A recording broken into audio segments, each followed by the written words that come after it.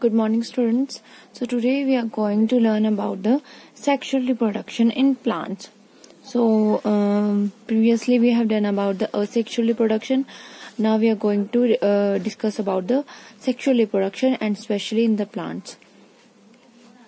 So on which parts of the plant जो है sexual reproduction होती है और वो कैसे होती है, क्या types हैं, so all we are going to learn about in this video.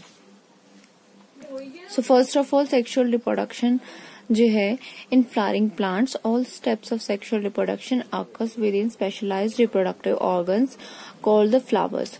Flowers जो हैं that are the sexual reproductive organ. So that's why I'm putting that flower on in front of the video, and in the first section that flower जो हैं they are the reproductive organ और सारे के सारे sexual reproduction steps जो हैं वो इन flowers में होते हैं. So next one is the parts of flower.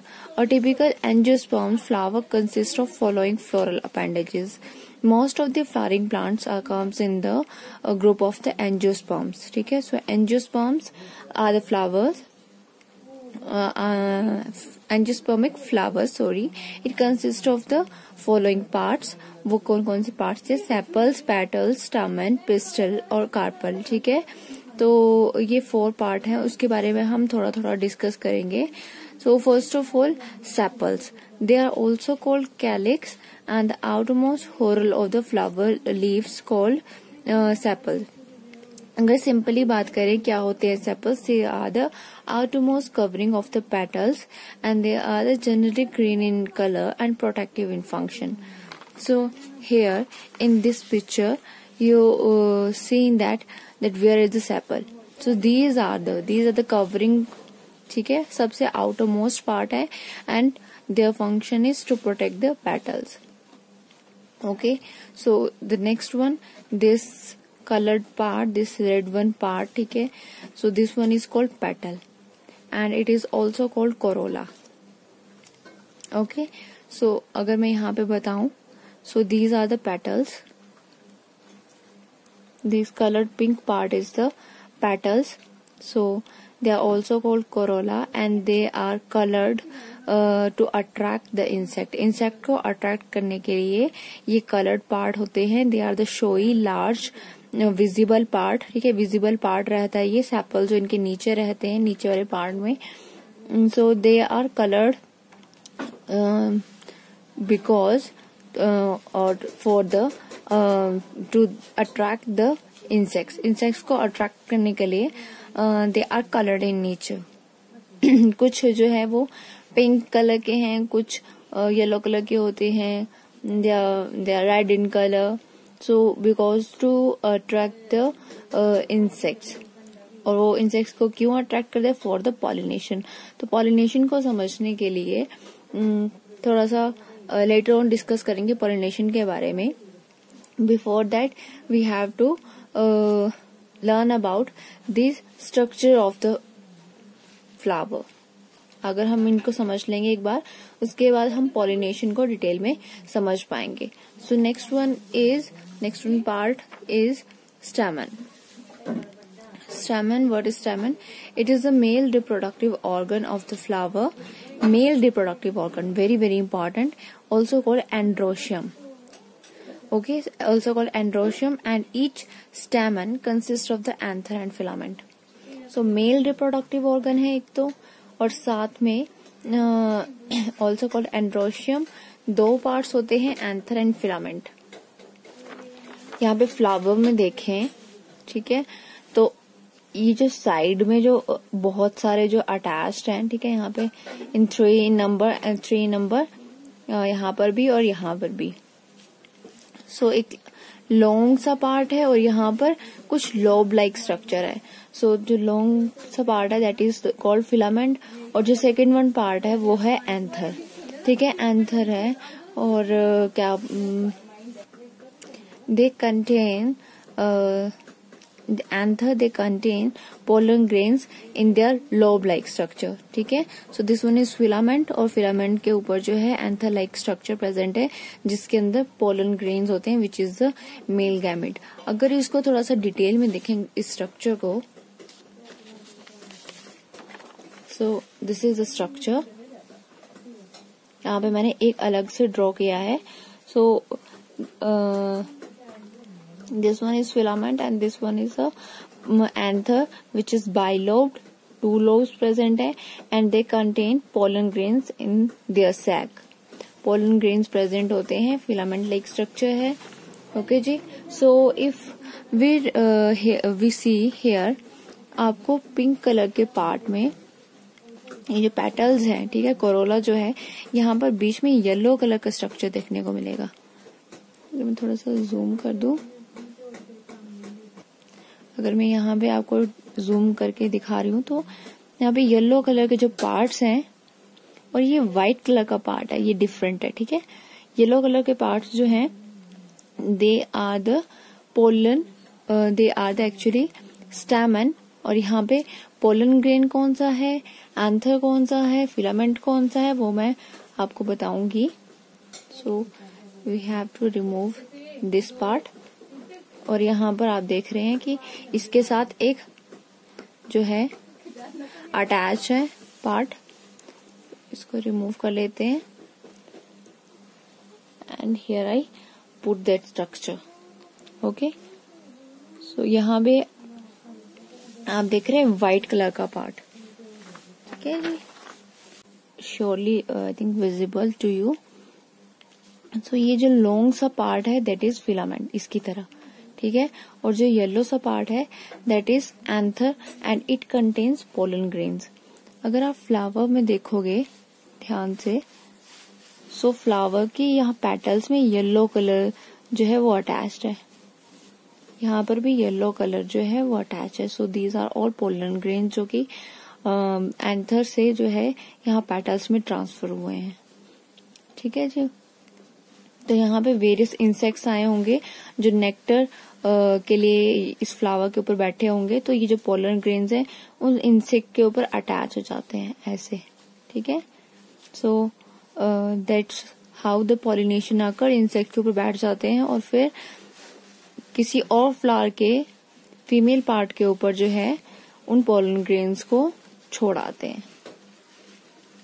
Now ये तो हो गया हमारा मेल रिप्रोडक्टिव सिस्टम जिसमें हमने एंथर और फिलामेंट को देख लिया और पोलन ग्रेन जो है यहाँ पे डेवलप होते हैं. Second one is the pistil और carpel, that is the female reproductive organ of the flower and they are also called gynoecium. याद रखने ये जो अल्टरनेटिव नेम्स है. Then each carpel has a swollen ovary, long style and a terminal stigma. यहाँ पे if we see that the structure of the female part, this is the female part and they have the 3 parts. In case of male there are only 2 parts, filament and anther. Here the terminal portion is called stigma, then the long elongated portion is called style and the swollen part is called ovary. In this ovary they are the ovules. This one is ovule. If I draw the structure in detail, तो ये आ गया ovary. Okay, यहाँ पर अंदर जो है वो ovules present है यहाँ पे. ठीक है, दीज आर द ओव्यूल्स. और ये जो अंदर जो सैक है, अंदर जो सैक लाइक स्ट्रक्चर है, this is called embryo sac. ठीक है, एम्ब्रियो सैक. ये ओव्यूल्स हैं, ओवरी के अंदर ओव्यूल्स हैं और ओव्यूल्स के अंदर ये जो gap like structure that is embryo sac. And this in this embryo sac the female gamete is present which is called egg. Okay, so जो मेल गैमेट की अगर मैं बात करूं तो मेल गैमेट जो है these are the pollen grains. So male gamete pollen grains and female gamete is egg.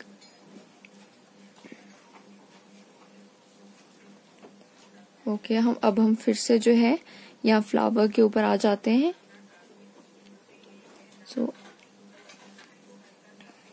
यहाँ पर आप देख रहे हो बीच में व्हाइट कलर का जो स्ट्रक्चर है,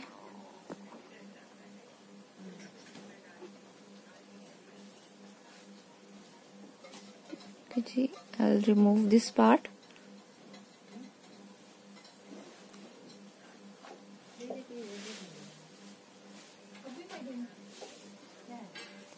आप देख रहे हैं कुछ सिमिलर स्ट्रक्चर है, stigma, style, ovary. So this one is the stigma, this upper portion is the stigma, okay, and this long part is called style and this one is the ovary। how this structure look like, ठीक है, दोनों similar है। इसी तरह के जो है female part present होते हैं फ्लावर्स में। देन अगर हम इस पार्ट को थोड़ा सा ओपन करेंगे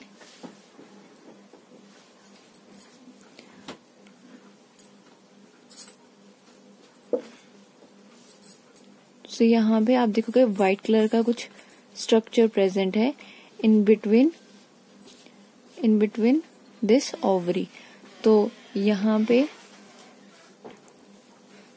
अगर हम स्ट्रक्चर की बात करें तो ये देखिए, जैसे ओवरी यहाँ प्रेजेंट है वैसे ही ओवरी के अंदर कुछ ये व्हाइट कलर के structure, these are called ovules. So that's how the structure of the female reproductive structure look like. So आप लोगों ने मेल रिप्रोडक्टिव पार्ट भी देख लिया, फ्लावर में मेल रिप्रोडक्टिव ऑर्गन, ठीक है, and the male gamete is the pollen grain. Female reproductive organ भी देख लिया, स्टिग्मा है, स्टाइल है, ओवरी है। दिस स्टाइल इज मूवेबल, काफी मूवेबल है, आप देख रही हैं, मूवेबल है काफी ज्यादा। और स्टिग्मा जो है यहाँ पर सबसे ऊपर पार्ट में जो है स्टिग्मा है, जो कि पोलन ग्रेन को रिसीव करता है। तो चलिए नेक्स्ट पार्ट को बढ़ते हैं।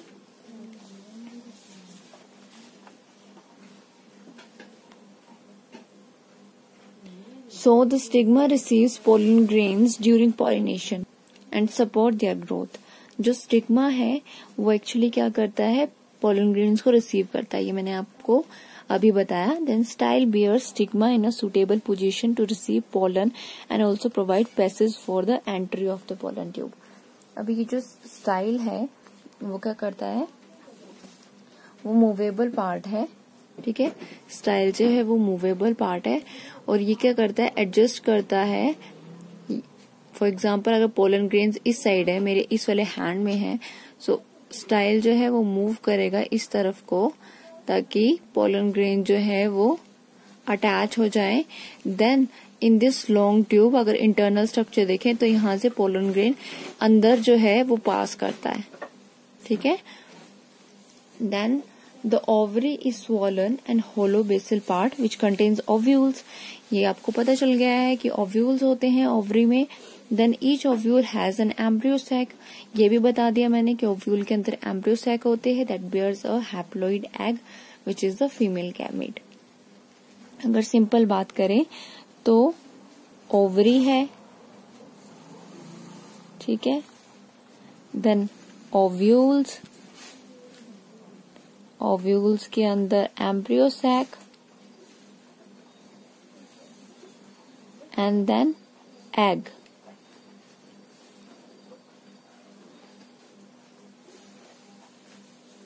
ठीक है, ovary, ovules, embryo sac and egg. Then in plants the fusion of the male gamete and the female gametes take place inside the embryo sac which is located inside the ovule। ये discuss कर लिया हमने। then the fusion occurs only when the pollen grains are transferred to the stigma of the same or another flower।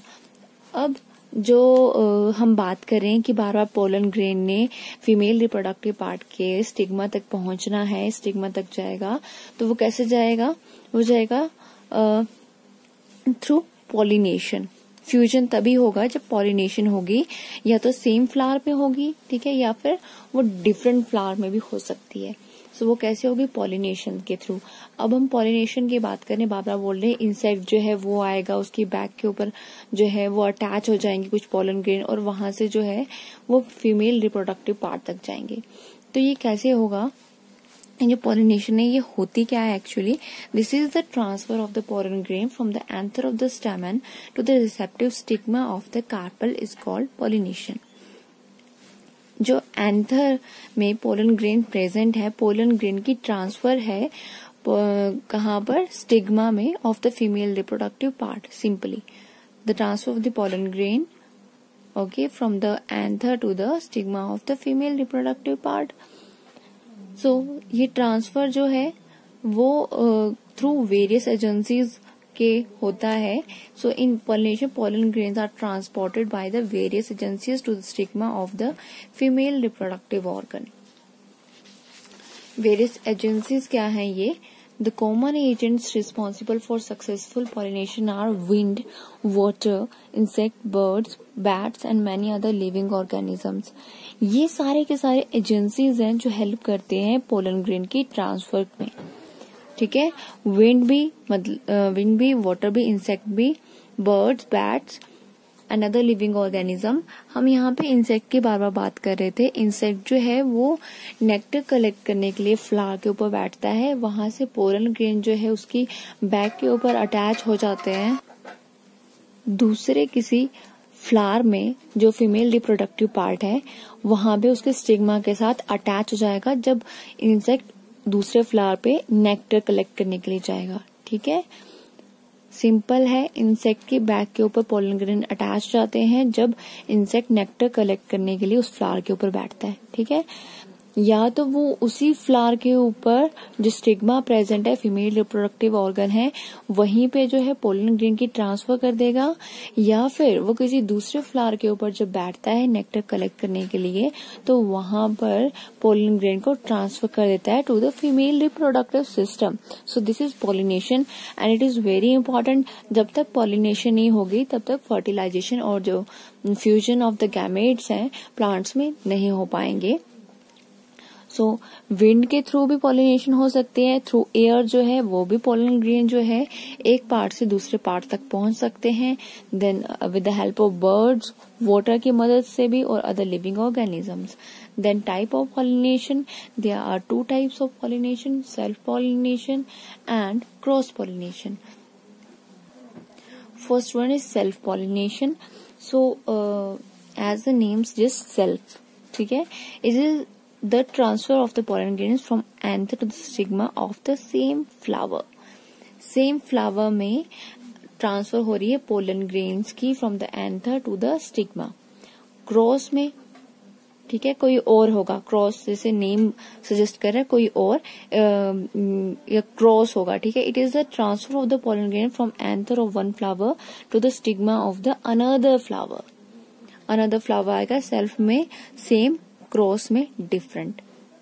Then it does not require an external agencies for the transfer of pollen grains. यहाँ पर जो same flower है वहां पे agency की जरूरत नहीं होती है, वहां पर जरूरत नहीं पड़ सकती है। और जो क्रॉस पॉलिनेशन है यहाँ पे एक्सटर्नल एजेंसी की जरूरत है for the transfer of the pollen grain of one flower to another, क्योंकि किसी और फ्लावर तक पोलन ग्रेन्स को ट्रांसफर करना है। So that's why there is importance of external agency. Then such bisexual flowers of the produce small number of pollen grains. तो self pollination में दोनों मेल और फीमेल गैमेट्स जो है वो प्रेजेंट है, तो यहाँ पे पोलन ग्रेन जो है वो लेस अमाउंट में प्रेजेंट होंगे, क्योंकि पोलन ग्रेन को ज्यादा मूवमेंट करने की जरूरत नहीं है, वो सेम फ्लावर पे फर्टिलाइज कर सकता है, फ्यूज कर सकता है। And this case they produce large number of pollen grains, क्योंकि इन्हें बहुत दूर तक जाना है, ठीक है, डिफरेंट फ्लावर्स तक पहुंचना है, फीमेल रिप्रोडक्टिव फ्लावर तक पहुंचना है। तो वहां तक पहुंचते हुए क्या पता नंबर जो है पोलन ग्रेन्स का वो रिड्यूस ना हो जाए। So that's why they are producing in the large number okay, so large number में प्रोड्यूस होते हैं। और अगर विंड के थ्रू जो है ट्रांसफर हो रहे हैं, तो जो विंड के थ्रू ट्रांसफर हो रहे हैं या किसी इंसेक्ट के थ्रू ट्रांसफर हो रहे हैं, तो इनका नंबर जो है वो लेस, मतलब कहीं और भी जा सकता है, लेस हो सकता है। जब विंड के थ्रू जा रहे हैं तो कोई डायरेक्शन तो होती नहीं है कि इस डायरेक्शन में जाना है पोलन ग्रेन्स को, so that's why their number is large. So it does not bring variations, यहाँ पे वेरिएशंस नहीं होगी सेम फ्लावर पे, और यहाँ पर जो है large number of variations produce होंगी। It brings about large number of variation. So this is the difference between self pollination and cross pollination. आप इसको अलग से डिफाइन भी कर पाओगे। सेम फ्लावर में है, एक्सटर्नल एजेंसीज नहीं होती हैं, रिक्वायर्ड नहीं होती है external agencies. Then bisexual flowers present होते सेल्फ पॉलिनेशन में, दोनों फ्लावर्स प्रेजेंट है, मेल रिप्रोडक्टिव भी और फीमेल भी। और वेरिएशंस यहाँ पे आपको देखने को नहीं मिलेगी। क्रॉस पॉलिनेशन में जो है पोलन ग्रेन ट्रांसफर होते हैं from one flower to another, external agencies require होते हैं, ज्यादा number of pollen grains produce करते हैं, क्योंकि इनकी जो ट्रांसफर है वो डायरेक्शनल नहीं है, मल्टी डायरेक्शनल है, कहीं पे पोलन ग्रेन्स जो है वो जा सकते हैं। So to bring about the fertilization they produce in the large number, ताकि वो ज्यादा से ज्यादा जो है जो नंबर है इनका वो पहुंच सके to the female reproductive part. Then it brings about the large number of variations. So these are the this is a difference between the cross pollination and self pollination. So thank you so much. In the next video I'm going to discuss about the fertilization in plants in detail.